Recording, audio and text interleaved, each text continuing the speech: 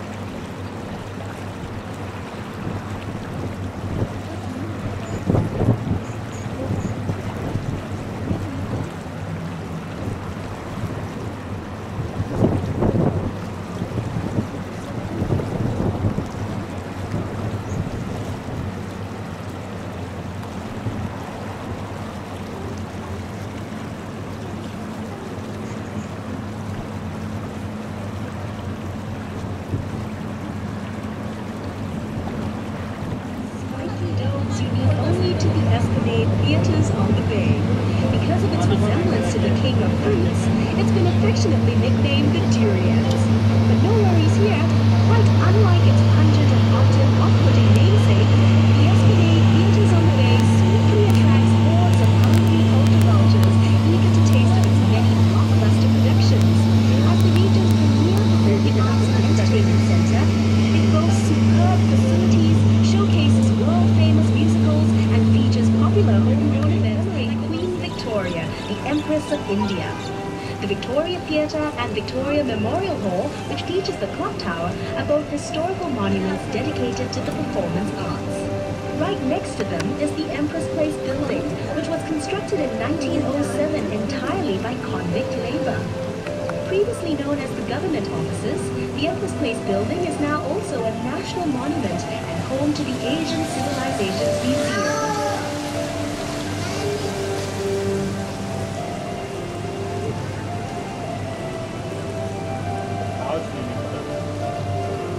The Asian Civilizations Museum is a treasure trove of history and culture that will introduce you to the world of Asian traditions.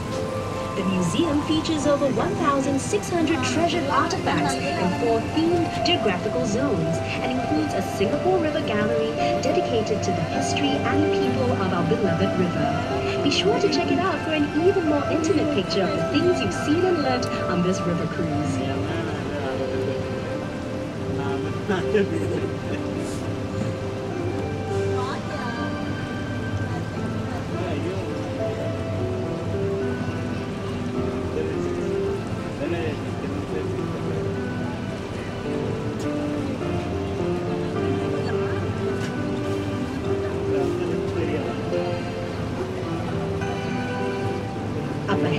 To the right, over on the museum steps, an enchanting series of sculptures tells the story of the Singapore River's development.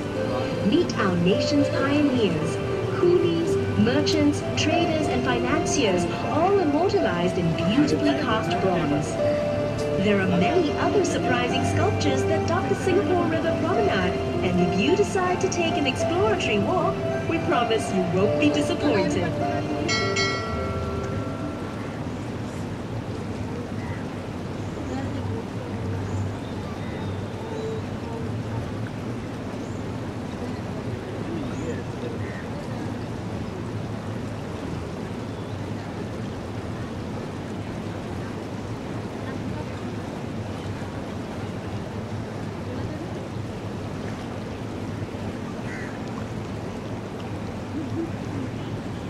Over on the right bank, you may have noticed a fine fellow cast in blinding white plaster. Englishman Sir Thomas Stamford Raffles, the founder of modern Singapore. The statue marks the spot where Sir Raffles is thought to have first landed in Singapore in 1819. Back then, Singapore was only a sleepy little fishing village, but Raffles saw enormous potential due to a location along the main shipping route between India and China. After signing an agreement with Singapore's then ruler, Sultan Hussein, we're now approaching Coleman Bridge, named after its Irish architect, George Drumgold Coleman, for his invaluable contributions to Singapore's development. Appointed the first superintendent of public works in Singapore, Coleman brought with him an architectural style known as Palladian, a combination of Greek and Roman style adapted for our tropical climate.